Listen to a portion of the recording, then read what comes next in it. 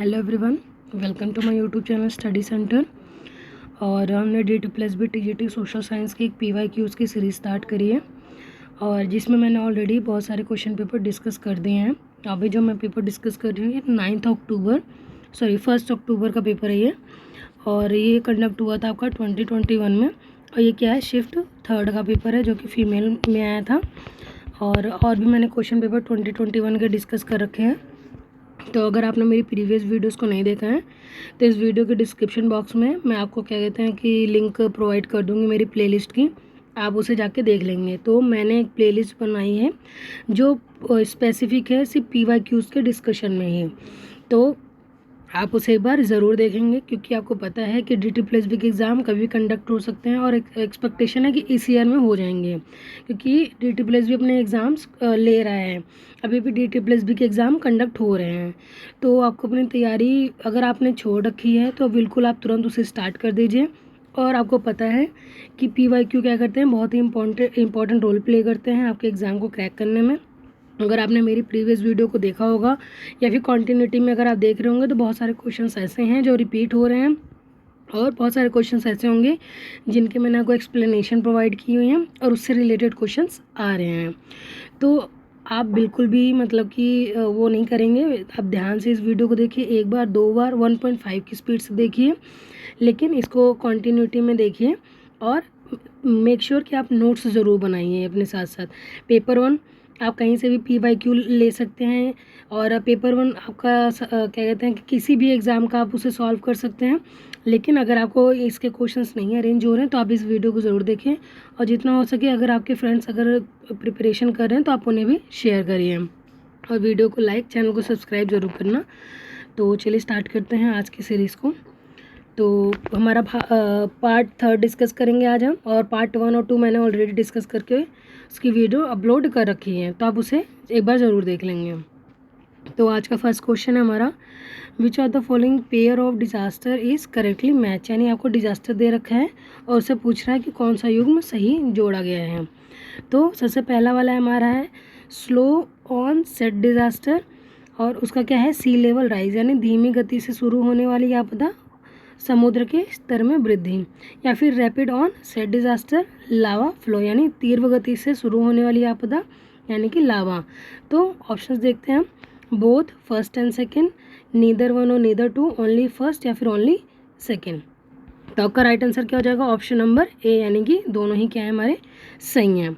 तो देखते हैं, समुद्र के स्तर में वृद्धि धीमी गति से होने वाली प्रक्रिया है, जबकि लावा का प्रवाह ज्वालामुखी उद्गार से होने वाली तीव्र प्रक्रिया है। प्राकृतिक आपदाएं तीव्रता से घटित होती हैं तथा बड़े पैमाने पर जन धन की हानि तथा इस पर लोगों का बहुत ही कम या कुछ ही नियंत्रण नहीं होता है। तो प्राकृतिक आपदाओं पर किसी का भी कोई भी नियंत्रण नहीं होता है। तो देखते हैं नेक्स्ट क्वेश्चन को, क्वेश्चन नंबर 2 को, which of the following characteristics of simple subsistence agriculture are correct, यानी कौन सी विशेषता सरल निर्वाह मूलक कृषि की है। फर्स्ट हमारे स्टेटमेंट क्या कह रहे हैं, the cultivated patches are usually very small, यानी इसमें खेतों के आकार बहुत छोटे होते हैं। It is also known as shifting cultivation, ये क्या झूम खेती के नाम से भी जाना जाता है।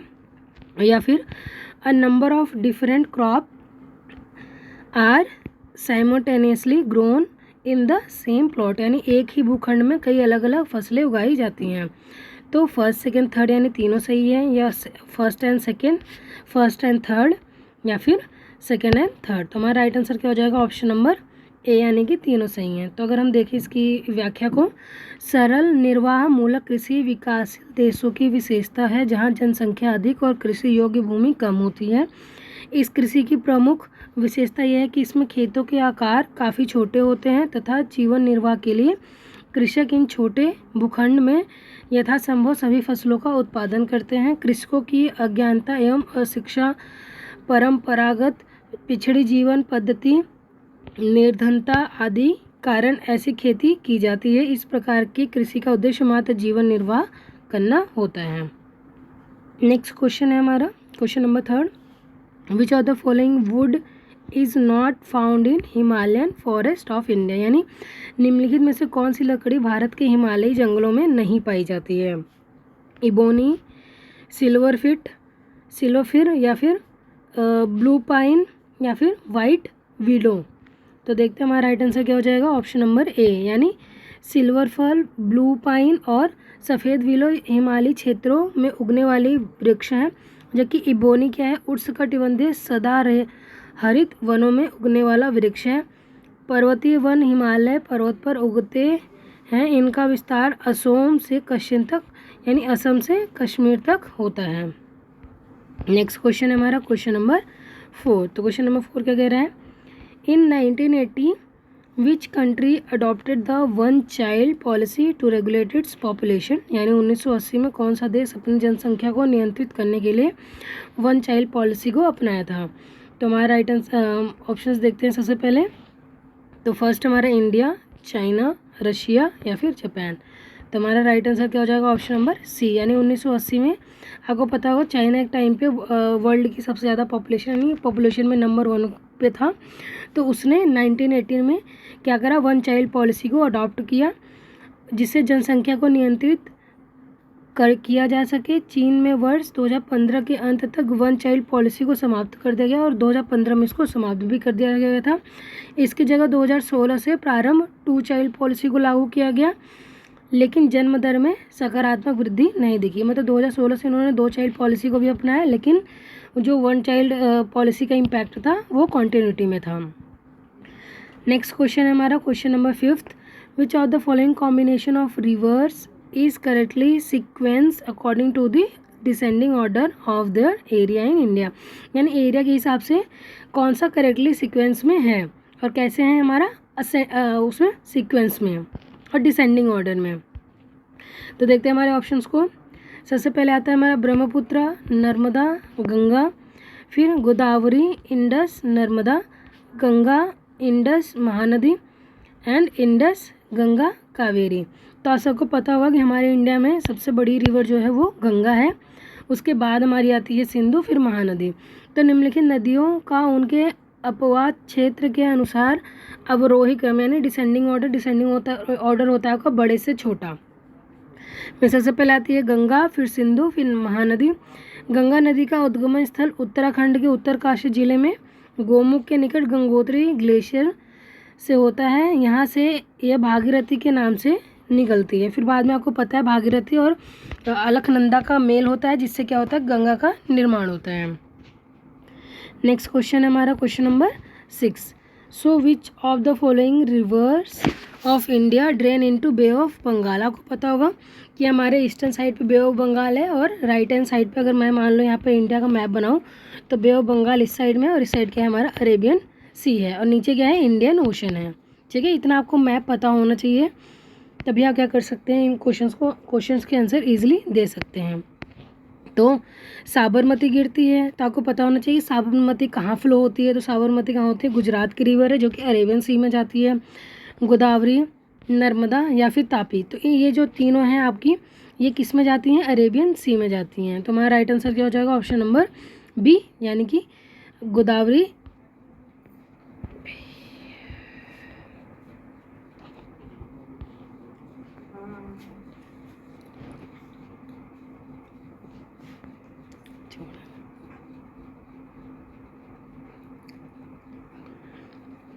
भारत की प्रमुख नदियाँ जो 2 भागों में विभक्त किया गया है, बंगाल की खाड़ी में गिरने वाली नदियाँ और अरब सागर में गिरने वाली नदियाँ। तो देखते हैं हम। तो बंगाल की खाड़ी में गिरने वाली नदियाँ इस प्रकार जैसे गंगा, महानदी, गोदावरी, कृष्णा, स्वर्णरेखा, कावेरी, पेन्नार, पलार आदि नदियाँ, जबकि साबरमती, नर्मदा, ताप्ती नदियाँ अरब सागर में गिरती हैं यानी अरेबियन सी में गिरती हैं। नेक्स्ट क्वेश्चन है हमारा question number 7। Which country has the second largest road network in the world, यानी दूसरा सबसे बड़ा सड़क नेटवर्क किस देश में है, इंडिया में, चाइना में, रशिया में या फिर ऑस्ट्रेलिया में। तो हमारा राइट आंसर क्या हो जाएगा, ऑप्शन नंबर ए यानी कि इंडिया। तो यातायात के स्थलीय साधनों में सड़क परिवहन सर्वाधिक सरल और प्रयुक्त होने वाला साधन है। इसके अंतर्गत साधारण पगडंडी से लेकर पक्की सड़कों को समाहित किया जाता है। विश्व में सड़कों का सबसे बड़ा नेटवर्क लंबाई संयुक्त राज्य अमेरिका में पाया जाता है, यानी नंबर 1 पे कौन है, अमेरिका है। दूसरे पर कौन आता है, हमारा भारत आता है। नेक्स्ट क्वेश्चन हमारा question number 8। The location of an industry is largely dependent on which of the following factor. एक उद्योग का स्थान काफ़ी हद तक निम्नलिखित में से किस कारक पर निर्भर करता है। रॉ मटेरियल यानी कच्चे माल पर, या फिर क्लाइमेट यानी जलवायु पर। Both, only second, neither one और नीदर टू, और ओनली फर्स्ट। तो हमारा राइट आंसर क्या हो जाएगा ऑप्शन नंबर ए। तो उद्योग की अवस्थिति को प्रभावित करने वाले कारकों में कच्चे माल की उपलब्धता, भूमि, जल, श्रम, पूंजी, परिवहन, जलवायु और बाजार आदि शामिल हैं। उद्योग वहाँ स्थित होते हैं जहाँ इनमें से कुछ या सभी कारक आसानी से उपलब्ध हों। ठीक है। नेक्स्ट क्वेश्चन हमारा question number 9। The season of retreating monsoon in India start from month of dash, यानी भारत में मानसून की वापसी किस महीने से शुरू हो जाती है। नवंबर, अक्टूबर, सितंबर या फिर अगस्त। तो राइट आंसर क्या हो जाएगा हमारा ऑप्शन नंबर बी, यानी कि सितंबर। तो मानसून के पीछे हटने या लौट आने को मानसून का निर्वर्तन यानी रिट्रीटिंग मानसून भी कहा जाता है। 1 सितंबर से उत्तर पश्चिमी भारत में मानसून पीछे हटने लगता है और 15 अक्टूबर तक यह दक्षिण भारत को छोड़ शेष समस्त भारत में निर्वर्तित हो जाता है। प्रायद्वीप के दक्षिणी आधे भाग में वापसी की गति तीव्र होती है। दिसंबर के प्रारंभ तक देश के शेष भाग में मानसून की वापसी हो जाती है। अतः स्पष्ट है कि भारत मानसून का पीछे हटना सितंबर माह में ही प्रारंभ हो जाता है। तो इसे हमारे DT+B ने भी सितंबर यानी सी को ही इसका सही उत्तर माना है। नेक्स्ट क्वेश्चन हमारा question number 10। Which of the following statement is correct regarding the method of environmental impact assessment, यानी इन्वायरमेंटल इम्पैक्ट असेसमेंट के अकॉर्डिंग कौन सा स्टेटमेंट हमारा सही है। Ad hoc method is used in the situation where time is a constraint और there is a lack of information. Next है the matrix technique is a qualitative environmental impact assessment method. तो हमारा क्या है यहाँ पर, पर्यावरण प्रभाव आकलन के बारे में कौन सा कथन सही है। Only first, both, neither one और नीदर टू, या फिर ओनली सेकेंड। तो हमारा राइट आंसर क्या हो जाएगा ऑप्शन नंबर बी। तो पर्यावरण प्रवाह आकलन के तदर्थ पद्धति का उपयोग उस स्थिति में किया जाता है जहाँ समय की कमी होती है या जानकारी की कमी होती है। यह मैट्रिक्स तकनीक की एक गुणात्मक पर्यावरणीय प्रवाह मूल्यांकन पद्धति है। अतः कथन 1 और 2 दोनों ही विकल्प हमारे क्या हैं, सही हैं। नेक्स्ट क्वेश्चन है हमारा question number 11। Which of the following pair of ocean current and ocean is correct. तो ये वाला question one of the most important question है जो बहुत बार पूछा गया है। तो जो आपके विंड्स हैं, विंड से रिलेटेड क्वेश्चन, और जो ओशन करेंट्स हैं इनको आप अच्छे से देखिए। तो क्या है, gulf stream, Atlantic ocean, Labrador current या पैसिफिक ओशन। थर्ड हमारा पेरू करंट जो कि क्या है, इंडियन ओशन। तो कौन सा हमारा ऑप्शंस देखते हैं, first and third, first second third, या फिर ओनली फर्स्ट। तो हमारा राइट आंसर क्या हो जाएगा option number D. Gulf stream उत्तरी अटलांटिक महासागर में चलने वाली गर्म धाराएं हैं। इस धारा के कारण सार गैसों सागर का उष्ण जल तट के निकटवर्ती शीतल और अधिक घनत्व वाले जल के ऊपर प्रवाहित नहीं हो पाता। गल्फ स्ट्रीम के पृष्ठभाग के तापमान एवं महाद्वीप के तटवर्ती सागर के तापमान में भारी अंतर अंकित करता है। और लेब्राडोर धारा उत्तरी अटलांटिक महासागर से में पेरू धारा दक्षिण प्रशांत महासागर में पेरू के तट पर प्रवाहित होती है। नेक्स्ट क्वेश्चन है हमारा क्वेश्चन नंबर 12। तो क्या कह रहा है, which of the following have been identified as the problem of iron and steel industry in India, यानी निम्नलिखित में से किसे भारत के लौह और इस्पात उद्योग की समस्या के रूप में पहचाना गया है। It requires huge amount of capital, यानी इसके लिए बड़े मात्रा की पूंजी की आवश्यकता होती है। सेकेंड है the high cost of coking coal, यानी कोकिंग कोल की उच्च लागत लगती है। Growing competition in the international market, यानी अंतर्राष्ट्रीय बाजार में इसकी प्रतिस्पर्धा यानी कंपटीशन बढ़ रही है। तो क्या है हमारे options, first and third, second and third, first and second यानी, और फर्स्ट सेकंड थर्ड यानी तीनों। तो ऑप्शन नंबर डी क्या हो जाएगा हमारा राइट आंसर। तो लौह इस्पात उद्योग को आधारभूत उद्योग कहा जाता है।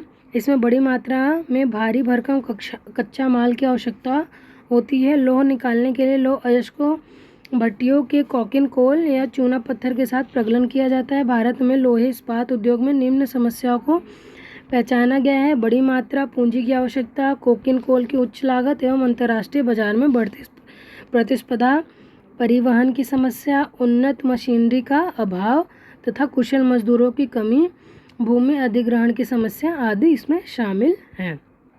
नेक्स्ट क्वेश्चन हमारा, विच of the following gases is not involve in the production of AC train, यानी जो आपका एसी ट्रेन होता है उसमें से कौन सी गैस इन्वॉल्व नहीं है? Sulphur dioxide, hydrogen bromide, nitrous oxide या फिर नाइट्रोजन डाइऑक्साइड। तो हमारा राइट आंसर क्या हो जाएगा? ऑप्शन नंबर बी, यानी कि हाइड्रोजन ब्रोमाइड। तो हाइड्रोजन ब्रोमाइड अम्ल वर्षा के लिए उत्तरदायी गैस नहीं है, जबकि सल्फर डाइऑक्साइड, नाइट्रोजन डाइऑक्साइड तथा नाइट्रस ऑक्साइड गैस अम्ल वर्षा के लिए उत्तरदायी गैस हैं। ऐसे वर्षा का पीएच मान 5.6 से कम हो जाता है, जिसे हम क्या बोलते हैं? अम्लीय वर्षा भी कह देते हैं।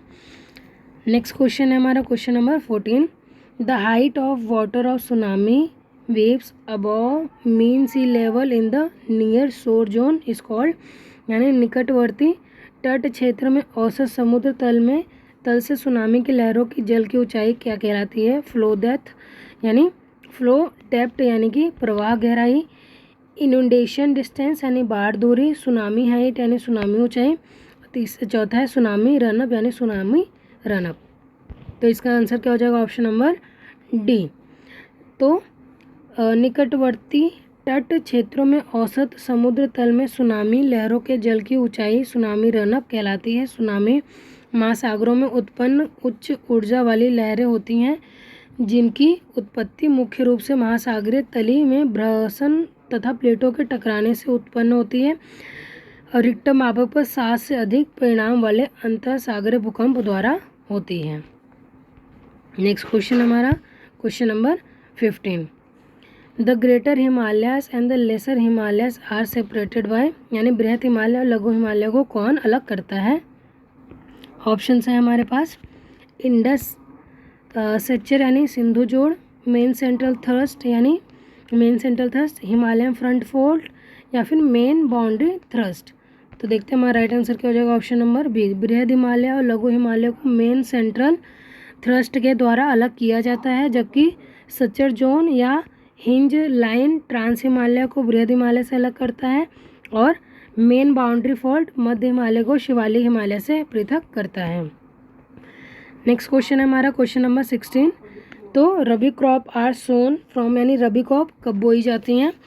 तो ऑप्शन है हमारे पास अप्रैल टू नवंबर, और मैंने आपको एक क्वेश्चन में डिस्कस करके बताया था रबी क्रॉप और खरीफ क्रॉप के बारे में कि कौन से मंथ में ये बोई जाती है, कौन से मंथ में इनकी हार्वेस्टिंग होती है। तो अगर आपने वो वीडियो देखी होगी तो आप इसका ईजिली आंसर दे सकते हैं। इसलिए मैंने आपको कहा है कि DT+ भी जो पूछे गए क्वेश्चन हैं उनको रिपीट करता है, और अगर आप प्रीवियस पेपर्स को एक्सप्लेनेशन के साथ देखते हैं तो आपके लिए बहुत ही ज़्यादा वो हेल्पफुल रहेगा। तो अप्रैल टू नवंबर, सितंबर टू अक्टूबर, दिसंबर टू फरवरी या फिर अक्टूबर टू दिसंबर। तो हमारा राइट आंसर क्या हो जाएगा? ऑप्शन नंबर डी क्या हो जाएगा राइट आंसर। तो रबी की फसल शीत ऋतु से अक्टूबर से दिसंबर के मध्य बोई जाती है और ग्रीष्म ऋतु अप्रैल से जून के मध्य काटी जाती है। गेहूँ, जौ, मटर, चना, जई, आलसी और सरसों रबी फसल की कुछ मुख्य फसलें हैं। तो नेक्स्ट टाइम आपसे वो 4 ऑप्शन में देके पूछ सकता है कि कौन सी फसल है, रबी की या फिर खरीफ, जो भी आप से पूछा जा सकता है। Which of the following are the oldest folded mountain in India, यानी विश्व की सबसे पुरानी वल्लित पर्वत यानी फोल्ड माउंटेन कौन सी है? अरावली, विंध्या, सतपुरा या फिर हिमालय। तो आपको पता होगा हिमालय रेंज तो हमारी क्या है, नई न्यू फोल्ड माउंटेन्स हैं। तो भारत की सबसे पुरानी फोल्ड माउंटेन अरावली श्रेणी है। धारवाड़ काल में ही अरावली पहाड़ियों का निर्माण मोड़दार पर्वतों के रूप से हुआ था। यह विश्व की सबसे पुरानी मोड़दार पर्वत है। ये विश्व की सबसे पुरानी है, आप देख सकते हैं, ना कि सिर्फ इंडिया की, जो अब यह अवशिष्ट पर्वत के रूप में विद्यमान है। नेक्स्ट क्वेश्चन है हमारा question number 18, which state of India is the largest producer of rice, यानी भारत का कौन सा राज्य चावल का सबसे बड़ा उत्पादक है? वेस्ट बंगाल, हरियाणा, उड़ीसा या फिर बिहार। तो हमारा राइट आंसर क्या हो जाएगा? Option number A. तो वर्ष 2020 और 21 के चतुर्थ अग्रिम अनुमानों के तहत भारत में सर्वाधिक चावल का उत्पादन करने वाला राज्य पश्चिम बंगाल है, जहां 16.65 मिलियन टन चावल का उत्पादन हुआ। अखिल भारतीय स्तर पर चावल उत्पादन में पश्चिम बंगाल सर्वाधिक 13.62% हिस्सा उत्पादित करता है। देश के 3 सबसे बड़े चावल उत्पादक राज्य हैं। तो देखते हैं हम कौन से सबसे बड़े चावल उत्पादक राज्य हैं हमारे देश के। तो आप देख सकते हैं पश्चिम बंगाल सबसे नंबर 1 पर है जो कि 13.62% है, फिर उत्तर प्रदेश, फिर पंजाब। नेक्स्ट क्वेश्चन है हमारा question number 19। Which of the following is the biological disaster, यानी निम्नलिखित में से कौन सा जैविक आपदा है? सॉइल एरोजन यानी मृदा अपरदन, यूट्रोफिकेशन यानी सुपोषण, न्यूक्लियर एक्सप्लोजन यानी परमाणु विस्फोट, या कोल्ड वेव्स यानी शीत लहर।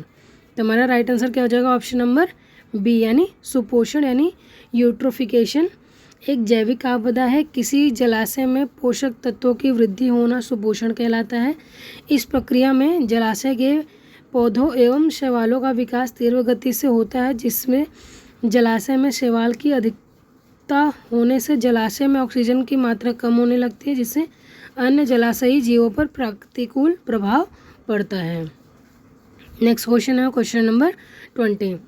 विच is the only river in major sea port of the India, यानी भारत का एकमात्र नदी प्रमुख बंदरगाह कौन सा है? पाराद्वीप,